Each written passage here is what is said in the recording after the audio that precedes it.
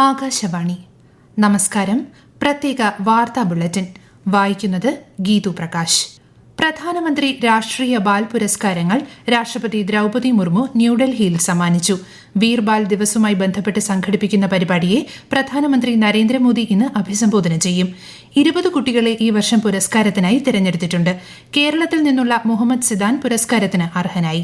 ഗുരു ഗോബിന്ദ് സിംഗിന്റെ സാഹിബ് സാദേക്കൾ എന്നറിയപ്പെടുന്ന മക്കളുടെ ധീരതയെയും ത്യാഗത്തെയും അനുസ്മരിച്ചുകൊണ്ടാണ് എല്ലാ വർഷവും ഡിസംബർ 26 വീർ ബാൽ ദിവസായി ആചരിക്കുന്നത്.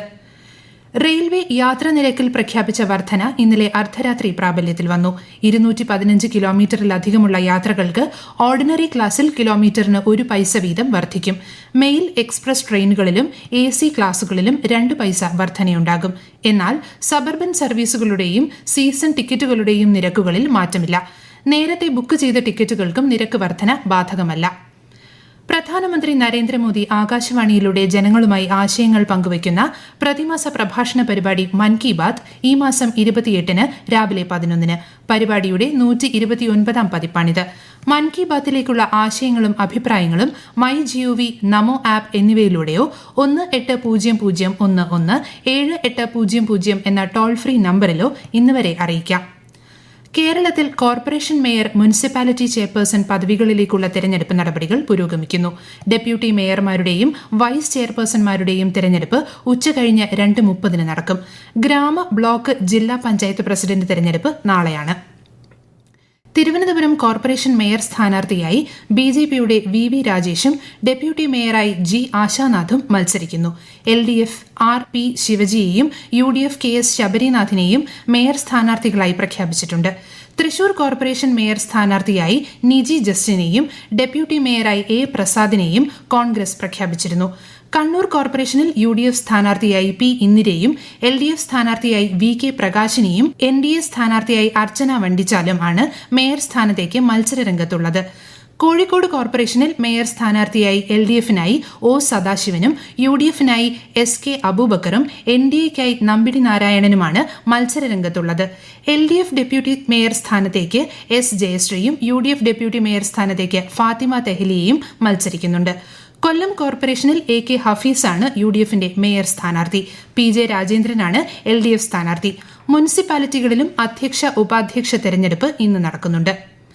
സ്ഥാനാർത്ഥികളുടെ നിര്യാണത്തെ തുടർന്ന് വോട്ടെടുപ്പ് മാറ്റിവെച്ച 3 തദ്ദേശ വാർഡുകളിലെ തെരഞ്ഞെടുപ്പിന് നാമനിർദ്ദേശ പത്രികകളുടെ സൂക്ഷ്മ പരിശോധന ഇന്ന് നടത്തും.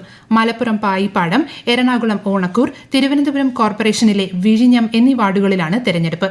ജനുവരി 12-നാണ് വോട്ടെടുപ്പ്. 13-നാണ് വോട്ടെണ്ണൽ. കേരളത്തിൽ തീവ്ര വോട്ടർ പട്ടിക പരിഷ്കരണത്തിന്റെ ഭാഗമായി പ്രസിദ്ധീകരിച്ച കരട് വോട്ടർ പട്ടികയിന്മേലുള്ള പരാതികളും അവകാശവാദങ്ങളും ജനുവരി 22 വരെ സമർപ്പിക്കാം. voters.eci.gov.in, ceo.kerala.gov.in എന്നീ വെബ്സൈറ്റുകളിൽ കരട് പട്ടിക ലഭ്യമാണ്. കരട് പട്ടികയിൽ ഉൾപ്പെടാത്ത ASD പട്ടികയിൽ ഉള്ളവരും വോട്ടർ പട്ടികയിൽ ഉൾപ്പെടുത്താനായി അപേക്ഷയും സത്യവാങ്മൂലവും നൽകണം.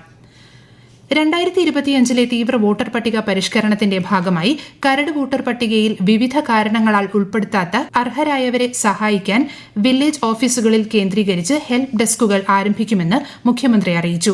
വില്ലേജ് ഓഫീസിൽ സൌകര്യമില്ലെങ്കിൽ തൊട്ടടുത്ത സർക്കാർ ഓഫീസുകളിൽ സൌകര്യമൊരുക്കും. ഇതിന് ആവശ്യമായ സംവിധാനങ്ങൾ ഒരുക്കുന്നതിന് അതത് ജില്ലാ കളക്ടർമാരെ ചുമതലപ്പെടുത്തിയിട്ടുണ്ടെന്ന് മുഖ്യമന്ത്രി പറഞ്ഞു. മണ്ഡലപൂജയ്ക്ക് അയ്യപ്പ വിഗ്രഹത്തിൽ ചാർത്താനുള്ള തങ്കയങ്കി ഘോഷയാത്ര ഇന്ന് ശബരിമല സന്നിധാനത്തെത്തും. നാളെ രാവിലെ 10:10-നും 11:30-നും മധ്യയാണ് മണ്ഡലപൂജ. ഇന്നലെ മാത്രം വിർച്വൽ ക്യൂ വഴി 67,000 തീർത്ഥാടകരും സ്പോട്ട് ബുക്കിംഗ് വഴി 6,872 തീർത്ഥാടകരും ദർശനം നടത്തി. ഇന്ത്യ ശ്രീലങ്ക വനിതാ T20 പരമ്പരയിലെ 3ാം മത്സരം ഇന്ന് തിരുവനന്തപുരം കാര്യവട്ടം ഗ്രീൻഫീൽഡ് സ്റ്റേഡിയത്തിൽ രാത്രി 7-നാണ് പോരാട്ടം. 5 മത്സരങ്ങൾ അടങ്ങിയ പരമ്പരയിലെ അവസാന 3 മത്സരങ്ങളാണ് കാര്യവട്ടം ഗ്രീൻഫീൽഡ് സ്റ്റേഡിയത്തിൽ നടക്കുന്നത്. 4ാം മത്സരം മറ്റന്നാളും 5ാം മത്സരം ഈ മാസം 30-നും നടക്കും. ആലപ്പുഴയിൽ പക്ഷിപ്പനി റിപ്പോർട്ട് ചെയ്ത സ്ഥലങ്ങളിൽ രോഗപ്രതിരോധ പ്രവർത്തനങ്ങളുടെ ഭാഗമായി ഇന്നും നാളെയും പക്ഷികളെ കൊന്നൊടുക്കും. കോഴിയും താറാവും ഉൾപ്പെടെ മേഖലയിലെ 19,000-ഓളം വളർത്തുപക്ഷികളെയാണ് കൊന്നൊടുക്കുന്നത്. വയനാട് വണ്ടിക്കടവ് നിവാസികളെ ഭീതിയിലാഴ്ത്തിയ കടുവ വനം വകുപ്പിന്റെ കൂട്ടിലായി. ഇന്ന് പുലർച്ചെ 1:30-യോടെയാണ് കടുവ കൂട്ടിൽ കുടുങ്ങിയത്. കഴിഞ്ഞ ശനിയാഴ്ച ആദിവാസി മൂപ്പനെ കൊലപ്പെടുത്തിയ കടുവയാണിതെന്ന് വനം വകുപ്പ് സ്ഥിരീകരിച്ചു. പ്രത്യേക വാർത്താ ബുള്ളറ്റിൻ കഴിഞ്ഞു. അടുത്ത വാർത്താ പ്രക്ഷേപണം ഉച്ചയ്ക്ക് 12:30.